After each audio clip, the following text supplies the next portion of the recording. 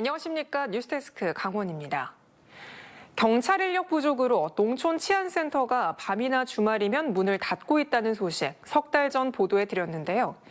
이로 인한 치안 공백을 해결하기 위해 경찰과 마을 주민들이 함께 치안 활동을 할 수 있는 공간이 마련됐습니다. 김준겸 기자의 후속 보도입니다. 인적이 드문 외딴 마을 치안센터가 모처럼 활기를 띱니다. 리모델링을 마친 춘천 북산 치안센터가 다시 문을 연 겁니다. 경찰관 한 명이 쓰던 이곳은 이제 마을 주민으로 구성된 자율방범 대원들도 한솥밥을 먹게 됐습니다. 북산면 자율방범대 사무실이 들어설 공간입니다. 이곳에서 근무를 시작하는 방범대원들은 경찰의 업무를 도와 치안 유지에 힘쓸 예정입니다. 소통과 협력이 자연스럽게 강화되면서 주민이 체감하는 치안 만족도 또한 높아질 것으로. 경찰 치안센터가 자율방범대 사무실로 임대된 사례는 전국에서 처음입니다. 리모델링 예산과 사무실 대여 비용 7,700여만 원은 춘천시에서 전액 지원합니다.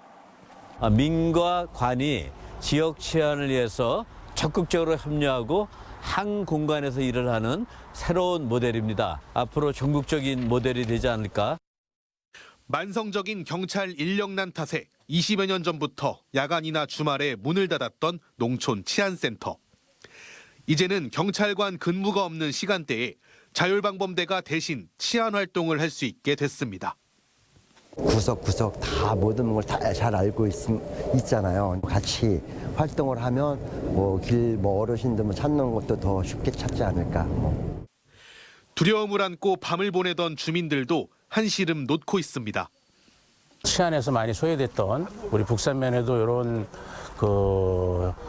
자율방범대 사무실이 개소가 돼가지고 앞으로 주민들이 좀 안전하고 살아갈 수 있게. 이와 함께 경찰청은 전국 69곳의 치안센터를 자율방범대 사무실로 개방했습니다. 이번 사례가 경찰 인력이 부족한 농촌마을 치안의 대안이 될 수 있을지 주목됩니다. MBC 뉴스 김준겸입니다. 국민권익위원회가 스마트시티 조성 사업을 수행하는 춘천과 광주 등 6개 지방정부를 대상으로 실태조사를 실시한 결과 218억 원가량의 보조금 부실 집행을 확인했다고 밝혔습니다. 실태조사 결과 일부 지자체가 탄소 저감 데이터 수집 사업의 인건비로 8억 5천만 원가량을 집행했지만 업무 수행 내역을 확인할 수 없는 데다 일부 근로자에게는 청년 일자리 보조금 인건비를 중복으로 청구한 것으로 드러났습니다. 난방비 걱정에 보일러를 마음껏 켜지 못하는 어르신들이 아직도 적지 않습니다. 에너지 바우처 제도가 있지만 사각지대에 놓인 경우도 많은데요. 이런 상황에서 에너지 바우처 사용률은 70%대에 머물고 있습니다. 나금동 기자가 취재했습니다. 춘천의 한 낡은 단독주택 안.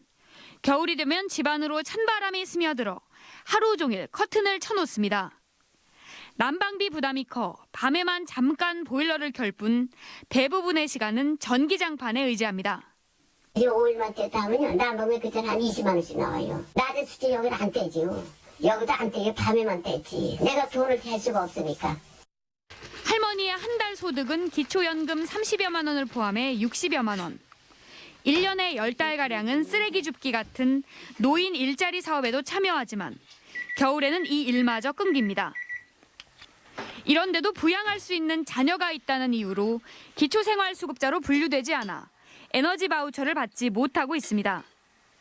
하지만 실제로 자녀에게 받는 건 한 푼도 없습니다. 여태 용돈을 한 번도 못 받아봤는데요. 우리도요, 자식을 가르치다 보니까 나도 죽을 지경이 되는 거예요. 에너지 바우처는 기초생활수급자 가운데서도 노인이나 장애인 등 일정한 세대원 기준을 함께 충족해야 지급됩니다. 이 때문에 실제 소득이 거의 없어도 서류상 자산이나 부양 의무 관계가 남아있으면 지원 대상에서 제외됩니다. 행정적으로 어르신들의 실질적인 이제 소득이나 실질적인 자산을 좀 확인할 수 있는 좀 체계가 마련돼야 되지 않을까. 이런 상황에서 지난해 강원도에서 발급된 에너지 바우처 167억 원 가운데 128억 원만 사용돼 사용률이 약 77%에 그쳤습니다. 정부가 가지고 있는 예산이 비효율적으로 된다거나 지금 당장 시급하게 필요한 분들한테 그것이 전달이 되지 않는다면은 즉시 이런 실태를 조사를 해서 제대로 사용되지 못하고 있는 에너지 바우처가 실제 필요한 이들에게 돌아갈 수 있도록 세심한 정책이 필요해 보입니다. MBC 뉴스 나금동입니다. 강원도가 농림축산식품부가 주관한 농촌인력중개센터 공모사업에 도내 20곳이 최종 선정됐다고 밝혔습니다. 이번 공모사업에 선정된 곳은 춘천과 화천, 철원과 정선, 평창과 횡성, 강릉과 영월 8개 시군 20개 농협입니다. 농촌인력중개센터는 농협이 외국인 계절 근로자를 직접 고용한 뒤 농가의 신청에 따라 하루 단위로 농작업 인력을 지원하는 제도로 근로자의 고용 안정성과 인권 보호를 제도적으로 관리할 수 있는 공공형 운영 모델입니다. 설악산 오색 케이블카 사업은 여러 고비를 넘어 지난해 6월 착공됐습니다. 그런데 희귀 식물이 추가로 발견되며 공정이 지연되고 있어 아직 가설 삭도 공사를 시작하지도 못하고 있는데요. 이 공사에 투입되는 인부들이 탑승할 시설물의 안전 문제도 제기됐습니다. 이하라 기자의 단독 보도입니다. 설악산 오색 케이블카 사업은 희귀 식물 이식과 벌목 단계에 머물러 있습니다. 본격적인 케이블카 설치에 앞서 인부와 화물을 상부에 실어 나르는 가설 삭도가 설치돼야 하는데 당초 올해 진행될 예정이었다가 내년으로 미뤄졌습니다. 그런데 가설 삭도 공사 계획에 안정성 문제가 제기됐습니다. 상부 정류장 높이는 해발고도 1,430m, 바람은 최대 초속 36.91m인 공사 현장, 공중에 매달려 있는 케이블카가 있는 곳은 바람이 강할 때면 초속 40에서 45m의 강풍이 불 때도 있습니다. 태풍급 풍속입니다. 궤도운송법에 따라 가설 삭도에 대해 안정성 검토를 담당하는 곳은 국토부 산하 교통안전공단인데 지난달 양양군의 가설 삭도 애초 계획에서 안전보강 장치를 추가해야 한다는 권고를 공사 진행 업체에 전달한 것으로 확인됐습니다. 공사 인력과 화물 수송을 겸용하는 하나의 지주로 쓰려면 안전보강이 필요하다는 겁니다. 그 환경 때문에 지주를 적게 설치하다 보니까 지주가 거의 40m, 50m 굉장히 높은 거 tem적으로는 위험하거든요. 그래서 2줄로 하라고 그랬어요. 아무리 인력이 공사하는 인력이 타는 거라고 그래도 너무 쳐주고 그래서. 교통안전공단은 이 같은 요구를 반영한 양양군의 계획안 제출을 기다리고 있다고 답변했습니다. 양양군은 가설삭도 공사 안전 문제는 현재 진행 중인 희귀식생과 벌목이 진행된 후에 확정하면 된다는 입장입니다. 희귀식생이나 벌목에 대해서 각 기관들하고 협의가 무난하게 끝나는 시점이 내년 상반기가 이제 벌목이 끝나는 시점이라고 판단하고 있는데 내년 하반기부터는 가설삭도가 설치될 수 있을 것 같습니다. 환경단체는 양양군의 애초 계획은 올해 안에 가설삭도 공사를 마치는 것이었다며 계획 단계에서부터 안전 문제를 충분히 고려하지 않았다고 비판했습니다. 7월에 가설삭도 공사를 시작을 해서 올해 안에 가설삭도 설비를 완료하는 것이 사업자의 계획이었는데 이 안전 문제들이 하나도 검증이 안 되고 있었구나라는 걸 반증한다고 보고 있고요. 공원 사업 시행 허가는 이달 31일로 만료됩니다. 공사기간 연장 권한은 국립공원공단, 설악산 국립공원 사무소에 있습니다. 이번 달 초에 양양군에서 연장 허가 신청서가 들어왔습니다. 그래서 저희가 기존에 나갔던 허가서의 이제 준수 사항이나 환경영향평가 협의 내용들을 면밀하게 검토해서 이번 달 말에 결정이 될 수 있도록 하겠습니다. 양양군과 강원도의 현재 계획대로라면 오색 케이블카는 내년 10월 완공 예정입니다. 해발 1,430m까지 공사 인력들의 생명을 책임져줄 가설삭도 안전 문제를 양양군이 어떻게 풀어갈지 관심입니다. MBC 뉴스 이하라입니다. 최근 일본 총리가 독도 영유권 주장을 들고 나오면서 영토 전쟁에 또다시 불을 붙였는데요. 일본이 수백 년 동안 독도를 조선 영토로 여겨왔음을 확인할 수 있는 일본 지도 특별전이 열렸습니다. 이병선 기자입니다.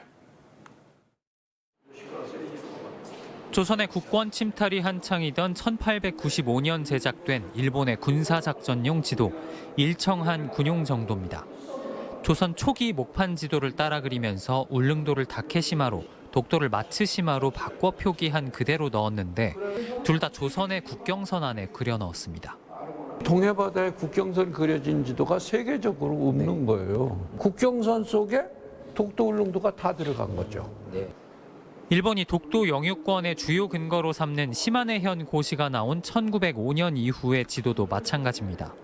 고시 직후 일본에서 그려진 한국전도, 1937년 일본 육군성의 육지 측량부 발행지도 구역 일람도, 심지어 1939년 발행된 일본 교과서에도 여전히 조선 땅으로 표기된 독도를 발견할 수 있습니다.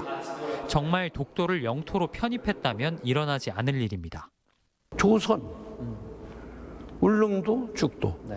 어디 땅에 있어요? 조선 땅에 있어요.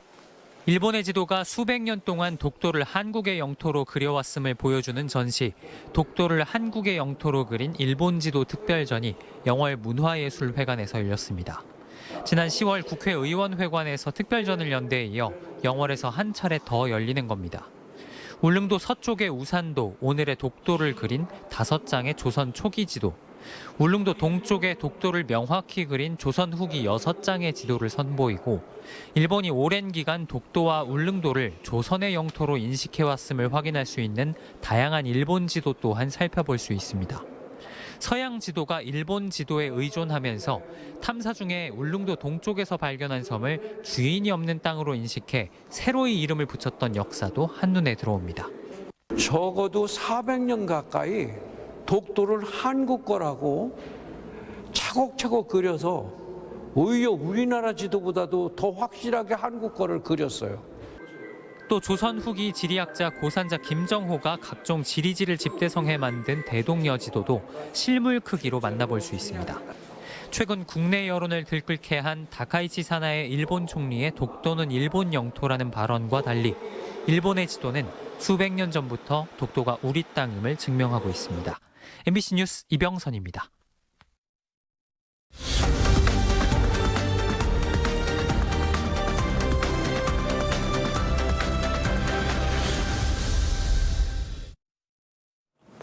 홍천철도 범군민 추진위원회가 용문 홍천광역철도 조기 착공을 촉구하는 군민 6만 2천 명의 서명과 청원서를 오늘 국토교통부에 전달했습니다. 국토교통부를 찾은 허영 국회의원과 이규설 추진위원장은 용문 홍천광역철도 사업 조기 착공 추진과 정부의 입장 표명, 강원 내륙권 철도망 확충 지원을 제안했습니다. 김윤덕 국토교통부 장관은 용문 홍천광역철도가 강원도 사업 중 우선순위 1번으로서 신중하게 검토되고 있다고 답변했습니다. 춘천시의회 기획행정위원회가 제14회 세계 태권도 품새 선수권 대회 개최지가 춘천으로 확정되기 전 시의회 동의를 받지 않았다는 이유로 이달 열린 346회 임시회에서 보류했던 예산외 의무부담 동의 안건을 오늘 제12회에서 다시 동의하는 것으로 입장을 바꿨습니다. 이에 따라 전액 삭감됐던 대회 예산안 40억 원 중 다시 편성된 30억 원의 예산이 내일 열릴 2차 본회의에서도 의결되면 최종 확정됩니다. 강원도 최초의 치매 전문 병동이 오는 23일 춘천에 문을 엽니다. 총 사업비 56억 원이 투입된 치매 전문 병동은 춘천시 동면 노인 전문 병원에 위치해 있고 전체 면적 1285제곱미터의 지상 3층 32개 병상 규모입니다. 해당 병동은 치매 환자 전용 병동으로 치매 환자를 대상으로 전문적인 의료 서비스를 제공할 수 있는 시설과 장비, 전문 의료진을 갖추고 있습니다. 춘천경찰서가 게임 산업 진흥에 관한 법률 위반 혐의로 60대 업주와 종업원 등 3명을 입건했다고 밝혔습니다. 이들은 춘천시 후평동에서 게임장을 운영하면서 불법으로 환전 행위를 반복한 혐의를 받고 있습니다. 앞서 해당 게임장에서 불법 환전이 이뤄지고 있다는 첩보를 입수한 경찰은 압수수색 영장을 발부받아 지난 16일 오후 2시쯤 단속을 진행했습니다. 경찰은 게임기 90여 대와 현금을 압수했고 수사를 이어가고 있습니다.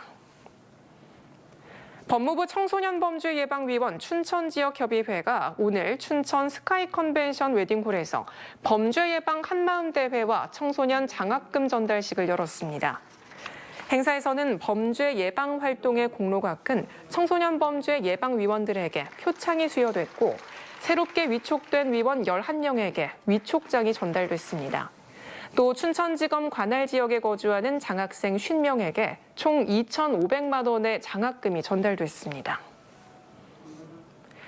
AI 기술을 활용한 영상으로 지역사회에 긍정적인 메시지를 전달하는 춘천 MBC AI와 함께 만드는 더 나은 세상 영상 공모전에 모두 5팀이 수상의 영예를 안았습니다.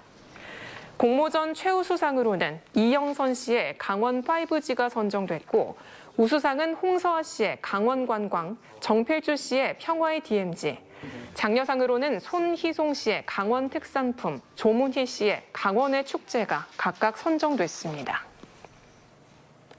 뉴스데스크 강원을 마칩니다. 고맙습니다.